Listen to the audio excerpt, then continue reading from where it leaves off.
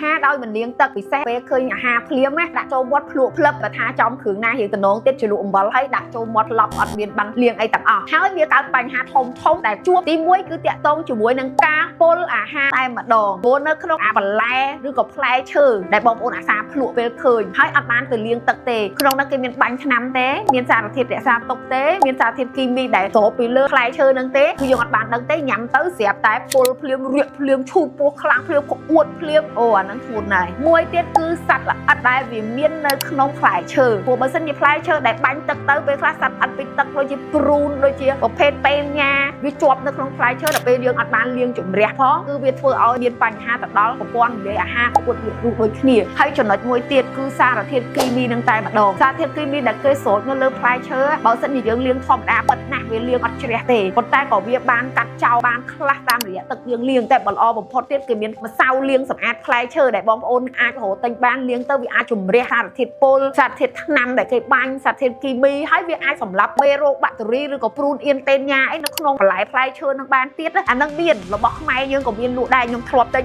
បានពេលតាំងពីពណ៌ផលិតផលខ្មែរអញ្ចឹងបើឃើញវីដេអូនេះហើយបងប្អូនអ្នកដែលអាសាញ៉ាំបន្លែផ្លែឈើដោយអត់បានលាងទឹកកុំលះហាស់ពេកអញ្ចឹងវីដេអូនេះដាស់ឲ្យបងប្អូនអរគ្នាចាប់អារម្មណ៍មុននឹងញ៉ាំបន្លែផ្លែឈើឲ្យលាងសម្អាតឲ្យស្អាតហើយបើល្អមានម្សៅសម្រាប់មេរោគសម្រាប់សារធាតុពុលនៅក្នុងនឹងទៀតរត់តែល្អកុំញ៉ាំផ្ដេសផ្ដាស់ប្រយ័ត្នហូបសុខភាពព្រោះសុខភាពមិនមានលក់នៅលើទីផ្សារទេពលអាហារតែ5ថ្ងៃហានធ្វើការខានរស់ស៊ី5ថ្ងៃបើគិតជាលុយខាតមិនចេះតិចហើយសំខាន់អាជំងឺហ្នឹងវាបន្សល់ទៅធ្ងន់ធ្ងរពេលមុខបានទៀតអាយុយើងគឺបន្ថយទៅតាមហ្នឹងហើយអញ្ចឹងជូនបងប្អូនដល់គ្នាមើលវីដេអូនេះបានអាយុវែងអញ្ចឹងអាយុវែងក៏យើងស្រឡាញ់សុខភាពការពារថែរក្សាសុខភាពសិនមិនបានអាយុវែងចាអរគុណច្រើនពីខ្ញុំអ្នកគ្រូសេពៅចា